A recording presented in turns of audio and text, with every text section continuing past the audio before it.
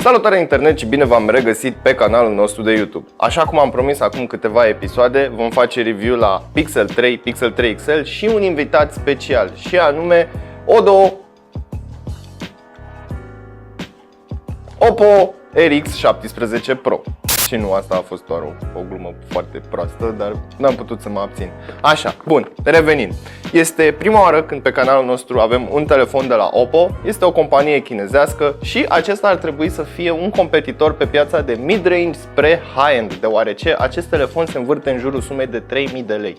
Așadar, hai să vedem ce ar putea chinezii să ne ofere la 3000 de lei într-o cutie foarte arătoasă care se deschide pe lateral. Dar înainte de toate, nu uita să te abonezi și să activezi notificările, iar mai apoi intră pe cel.ro/giveaway pentru a te înscrie în concurs. E bine, haideți să vedem ce găsim în această cutie mov, cu această siglă foarte drăguță și, bineînțeles, care se deschide pe lateral, cum am spus mai devreme. Pentru început, haideți să ne uităm pe spate să vedem cu ce avem de-a face. Avem două e-mail-uri, asta înseamnă că acest telefon este dual SIM. Avem 6 GB memorie RAM și 128 de GB spațiu de stocare. De asemenea, culoarea este Radiant Mist. Așadar, haideți să dăm cutia, sau mai bine spus capacul cutiei, la o parte și să vedem ce găsim înăuntru. Okay. Se pare că și folia aceasta suferă de amprente. Aici nu găsim nimic, însă este un ambalaj premium, este un ambalaj solid și îmi place să văd acest lucru venind din partea unei companii chinezești. Hai să dăm telefonul la o parte. Avem scanner de amprentă sub ecran și aici ne arată cum se montează SIM 1 și SIM 2 în slot. Bun, am să-l las deoparte și ne uităm la el imediat. Haideți să dăm. Ok, am crezut că e un plic, dar este un plic mai mare. Ia să-l deschidem. Să vedem ce găsim înăuntru. Ok, avem o husă de silicon albastră. Interesantă culoare, n-am mai văzut așa până acum. De obicei erau transparente sau negre, însă și aceasta arată drăguț. Este un silicon moale și este un accesoriu binevenit, având în vedere că este o companie chinezească și probabil nu vei găsi huse la noi în România. Haideți să deschidem acest plic să vedem ce găsim înăuntru. Avem maculatură și manuale absolut neinteresante, iar aici mai avem cheița SIM, care îmi place foarte mult, este sub forma siglei de la Oppo, acel O sau P. Ia, hai să ne uităm. Da, este O-ul de aici sau de aici. Foarte interesant. Am să o las deoparte pentru că vreau să văd ce fel de sertar avem. Aici avem un încărcător imens de priză, super VUC și mai bine spus, avem 5V 2A, 10V 5A. Așadar avem și fast charge. Foarte solid încărcătorul acesta. Am să-l las deoparte. De asemenea, aici mai avem o pereche de căști. Foarte interesant. Arată ca acele căști de la Apple sau de la Huawei și cu siguranță aici înăuntru ar trebui să fie și cablul USB, dar nu-mi dau seama exact cum se deschide această cutiuță. Bineînțeles, o deschid fără să o rup.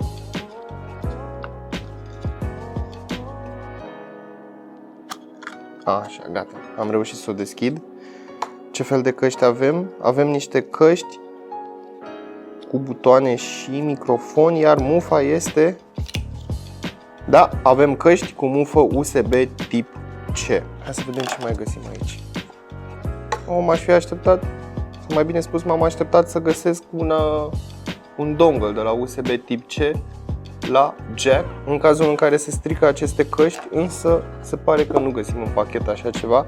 În schimb, găsim un cablu de alimentare foarte calitativ, gros și cu niște mufe foarte solide, cablu de alimentare de la USB tip A la USB tip C. De asemenea, acest cablu este colorat cu galben pe dinăuntru, la fel ca și mufa de la încărcător. Ei bine, sunt impresionat de lucrurile pe care le-am găsit în acest pachet și, mai bine spus, sunt impresionat de o companie chinezească pentru acest ambalaj. Practic este un ambalaj premium, nu este efectiv o chinezărie, cum ar spune unii, și ambalajul este solid, telefonul nu cred că a pățit absolut nimic în timpul transportului. Haideți să dăm folia aceasta de la telefon la o parte și să ne uităm la model. Ok? La prima vedere avem un teardrop notch, așadar va fi ceva mai elegant față de modelele de pe piață. Și acum pe spate,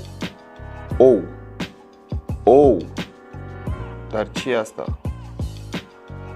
Ok, acesta este un telefon sexy, la fel de sexy ca și Xiaomi Mi 8 Lite. Are o culoare turbată, aș putea spune, deoarece este foarte frumoasă, iese în evidență și are un finisaj mat satinat, se simte foarte bine în mână, însă un singur dezavantaj văd la acest finisaj în momentul în care este foarte frig afară, cum este acum la momentul review-ului, și ai mâna foarte înghețată și uscată, e probabil să-ți alunece din mână și nu o să stea să se gândească să nu facă acest lucru. E bine, avem un telefon foarte confortabil, foarte arătos, se simte bine în mână și în utilizare în tip portret, dar și în utilizare de tip landscape. Se așează foarte bine în palmă, deși ecranul acesta este cam mare și destul de greu de utilizat cu o singură mână. Adică va trebui să faci ceva acrobații de genul acesta ca să ajungi să tragi de bara de notificări. Dar, haideți să vedem ce mai avem pe rama telefonului. Pe partea din stânga avem cele două butoane de volum, volum plus și volum minus. Pe partea din dreapta avem butonul de power. În partea de sus avem un microfon secundar.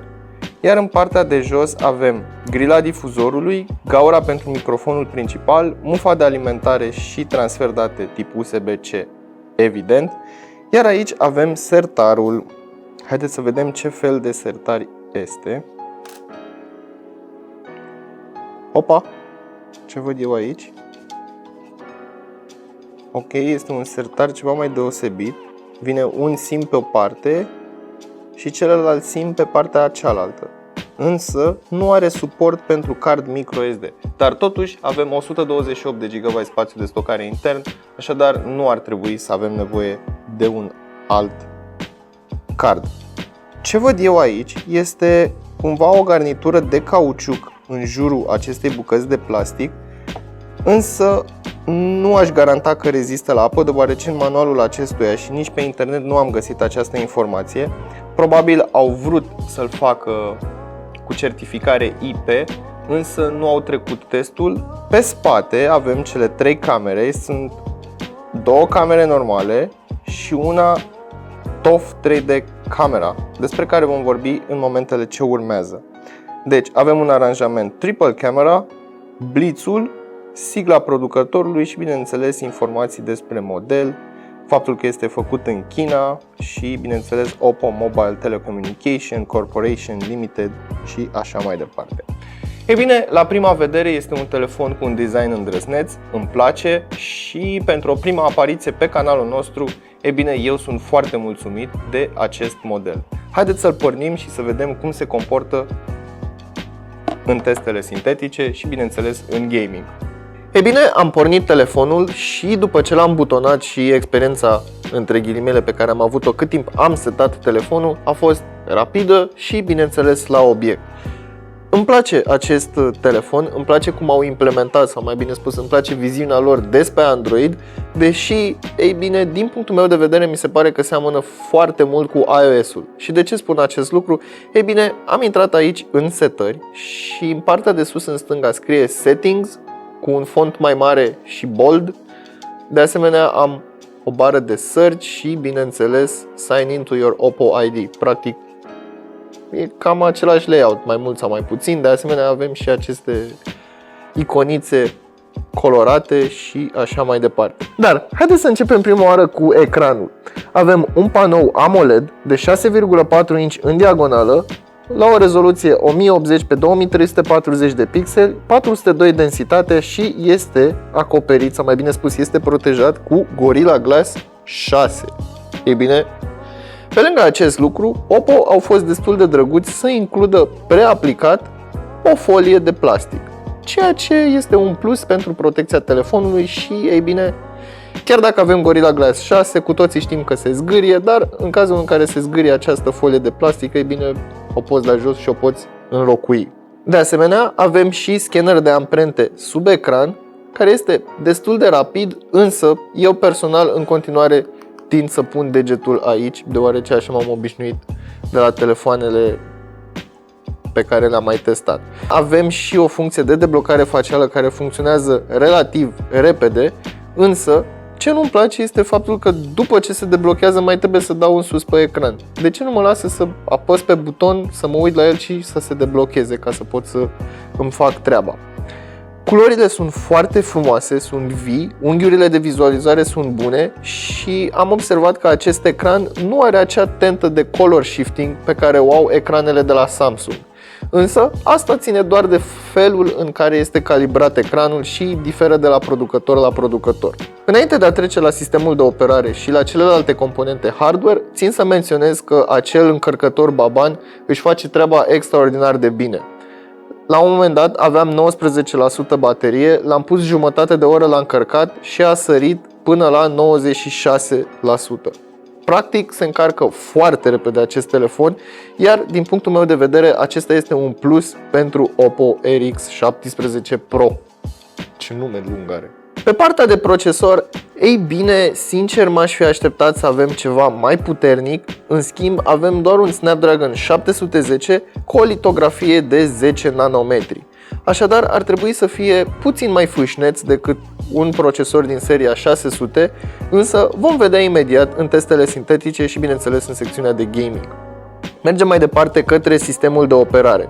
Practic este o interfață simplă, sau mai bine spus simplistă, curată, cu toate aplicațiile vărsate în același spațiu. Nu avem un sertar separat pentru aplicații. În partea din stânga de tot avem niște widgeturi care sunt asemănătoare și cu cele de pe iOS, dar și cu cele de pe MIUI în ultimile versiuni. Avem Quick Functions, Weather, Step Tracker și putem să edităm aceste funcții, însă nu sunt foarte multe. Aici putem să adăugăm mai multe shortcut-uri către aplicații, dar din păcate nu pot să-mi pun widgeturile mele. Adică, de exemplu, dacă am Shazam și vreau să pun acel buton de la Shazam, să mi-l pun aici. Aș fi vrut să am această opțiune. De asemenea, un swipe de sus în jos mă duce într-un meniu de search. Evident, nu o să mai menționez încă o dată cu cine seamănă. Haideți să mergem să ne uităm și în meniul de setări, About Phone. Avem așa, numerele modelului și, bineînțeles, versiunea sistemului, adică ColorOS V5.2. Practic e un nou trend ca fiecare producător să-și facă interfața lui. Modelul acesta are 6 GB RAM, 128 de GB în total cu 101 valabili. Ultimul patch de securitate este de pe 5 octombrie 2018 și, bineînțeles, versiunea de Android este 8.1.0 Oreo. Haideți să mergem să ne mai uităm pe aici prin setări, pentru că am văzut o opțiune interesantă și anume aici, Game Space. Practic, este un spațiu pe care îl poți accesa și de pe desktop, unde poți adăuga jocurile și, de exemplu, poți folosi puterea procesorului în 3 moduri: High Performance, Balanced și, bineînțeles, în Low Power.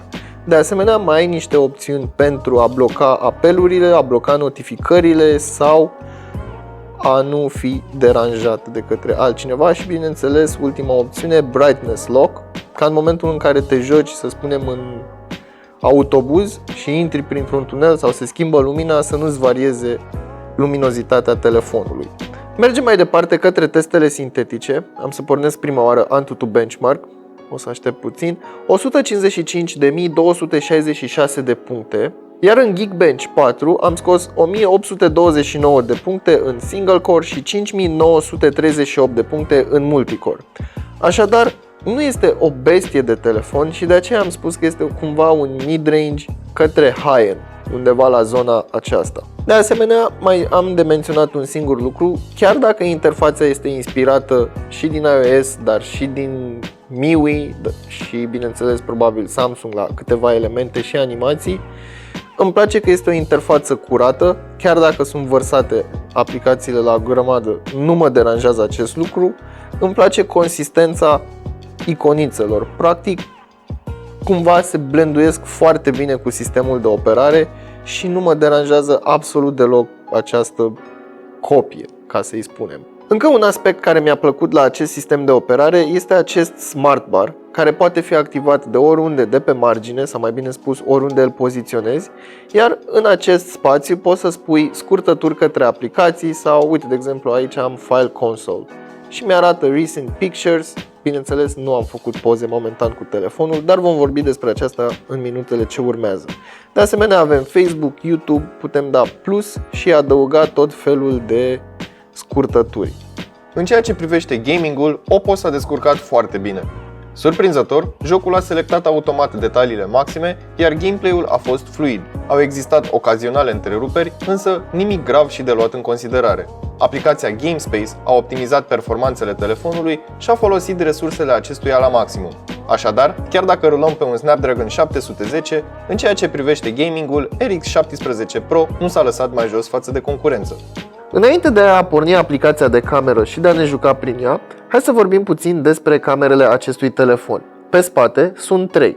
12 megapixeli f1.5, 2.4, adică ei spun că ar avea diafragmă variabilă și de asemenea este și inscripția aici pe spate. De asemenea, cea de-a doua cameră este de 20 de megapixeli f2.6 și, conform marketingului și celor de pe GSM Arena, ar mai fi o a treia cameră, Time of Flight 3D Stereo Camera. Practic, la ce te ajută această cameră? În teorie ar trebui să țintești către un obiect, să miști telefonul, ceva de genul acesta, și camera îți va face un model 3D asupra subiectului pe care tu l-ai încadrat. Însă, nu am găsit această opțiune în aplicația de cameră și probabil va veni cu un update următor. Iar camera de pe față este de 25 de megapixeli f2.0. Așadar, haideți să intrăm în aplicația de cameră și aici, în partea de jos, nu am să spun că și această aplicație seamănă cu știm noi cu cine, inclusiv faptul că este cu galben și textul cu alb și așa mai departe. Modul foto este modul normal. Avem un zoom de 2x. În partea de sus sunt niște setări simple, adică setările pentru flash, HDR. Aici avem un mod care se numește Dazzle Color. Practic este un HDR ceva mai bun, în ideea în care ai foarte mult întuneric, el cumva reușește să-ți păstreze culorile în zonele întunecate. Timerul și, bineînțeles, rotița de setări. În partea de jos avem galeria, declanșatorul și switch-ul pentru camera de selfie, iar aici, în partea dreaptă, avem două butonașe, unul, bineînțeles, cu Smart Beauty și cu Natural, iar celălalt sunt, bineînțeles, niște filtre preinstalate. Drăguț să existe și așa ceva. Probabil cei care folosesc Instagram cu filtre vor fi mai încântați. De asemenea, avem modul video, panoramă, expert, iar în modul expert ai posibilitatea să selectezi white balance-ul în grade Kelvin, ceea ce mi se pare un plus și bravo pentru această opțiune. Setări pentru compensația expunerii, ISO, shutter speed-ul și, bineînțeles, focus cu opțiunea de focus manual sau auto.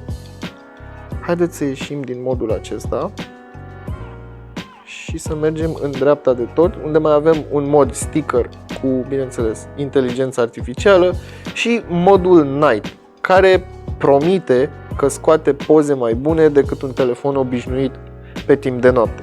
Din păcate, condițiile meteo nu au fost favorabile ca eu să pot trage niște cadre bune. Chiar și așa, telefonul s-a descurcat bine, iar camera a reușit să capteze un nivel de detaliu destul de ridicat. Ce-i drept, culorile nu sunt foarte saturate, însă balansul de alb este selectat corect. În consecință, acest lucru îți lasă destul de mult spațiu pentru a edita fotografiile pe placul tău, utilizând, de ce nu, chiar și editorul mai simplu preinstalat. În interior, unde lumina poate fi manipulată mai ușor, rezultatele sunt ceva mai diferite. Culorile sunt mai vii, detaliile sunt mai ascuțite, iar per total cadrul este mai echilibrat, mai apropiat de realitate. Desigur, ține cont și de faptul că nu toți vedem culorile la fel, așadar ce poate fi pe placul unora, poate fi opus altora. E bine, ne apropiem și de finalul acestui videoclip, iar ceea ce vreau să spun despre acest Oppo este faptul că m-a impresionat venind din partea unei companii chinezești. Acum, avem un telefon aproape bezel-less, iar în ceea ce privește designul, e bine, a fost o decizie îndrăzneață și din punctul meu de vedere pe mine m-a cucerit. De ce? Pentru că personal m-am cam plictisit de telefoane argintii, albe, negre, roșii, albastre și așa mai departe. Așadar, un telefon cu un astfel de design destul de îndrăzneț din punctul meu de vedere mi se pare o adiție foarte bună pe piața de telefoane mobile, cel puțin din România, dacă nu pe piața de telefoane mobile mondială. De asemenea, mai avem și alte elemente de design, cum ar fi acest Teardrop sau Infinity V, cum îl numesc cei de la Samsung, ceea ce nu mai mi-ocupă foarte mult spațiu, chiar dacă este un notch, măcar este un notch mai mic. Earpiece-ul este foarte bine ascuns aici deasupra și nu interferează absolut deloc cu experiența ta de utilizare. Telefonul se simte foarte bine în mână și îți dă senzația de device premium. Cei drept, performanța nu este extraordinară, mi-aș fi dorit să găsesc înăuntru măcar un 835, chiar dacă este o generație mai veche, este ceva mai puternic și încă actual, chiar și în 2019 la început. Adică dacă ai un procesor, un 835, probabil până în 2020 va ține foarte bine în ceea ce privesc aplicațiile și nu vei avea lag și așa mai departe. Totuși, asta depinde și de felul în care folosești tu telefonul. Un alt lucru interesant la un telefon mid-range este senzorul în ecran sau senzorul sub ecran. Nu sunt mare fan al unei astfel de implementări, însă este ceva nou și binevenit pe un telefon mid-range. Calitatea audio este undeva peste medie, adică difuzorul se aude tare, se aude clar, într-adevăr nu are cel mai mult bas, însă sunetul nu este distorsionat. Așadar, este o plăcere să te uiți la videoclipuri sau la filme sau de ce nu să asculti muzică în bucătărie sau mai știu eu unde.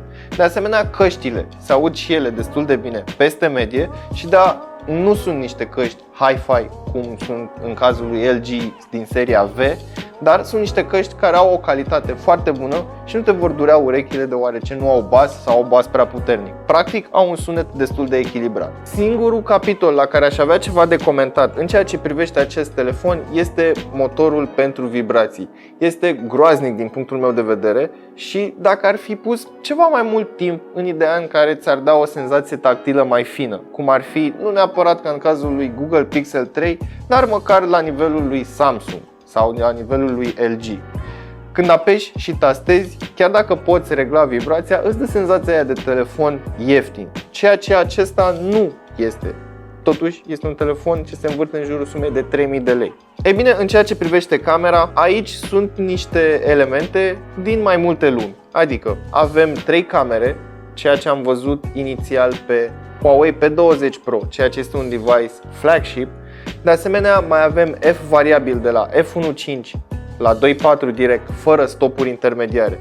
Acest lucru l-am văzut pe Galaxy S9 și bineînțeles această cameră 3D pe care încă nu am reușit să o folosesc deoarece nu am găsit opțiunile în aplicația de cameră. Însă calitatea este destul de bună pe timp de zi sau în condiții de iluminare foarte bune și nu atât de bună pe timp de noapte sau în condiții de iluminare slabe. Totuși, nu pierzi detaliile și prefer să am fotografia ceva mai granulată decât detalii lipsă. Așadar, acestea se pot rezolva cu un software și sper că Oppo să considere acest lucru sau să ia în considerare acest lucru și să lanseze un software care să îmbunătățească această calitate, sau mai bine spus, această cameră. Un lucru pe care mi l-aș fi dorit în ceea ce privește această cameră este să am posibilitatea de a selecta manual F-ul. Această cameră selectează automat între f1.5 și f2.4 în funcție de luminozitate. Dacă vrei un efect natural de bokeh, ar trebui să folosești un f mai mic ca să prinzi acel background cremos care dă efectul acela de portret. De asemenea, este unul din puținele telefoane la care am văzut sistemul de stabilizare chiar funcționând. Adică în momentul în care te uiți foarte atent la cameră și miști telefonul, vezi cum camera stă pe loc și sistemul își face treaba. Acestea fiind spuse, eu am fost Dragoș și acesta a fost RX17 Pro. Până data viitoare nu uita să verifici descrierea pentru linkuri utile și prețuri actualizate și nu uita să-mi lași părerea despre acest dispozitiv în secțiunea de comentarii mai jos. Salut!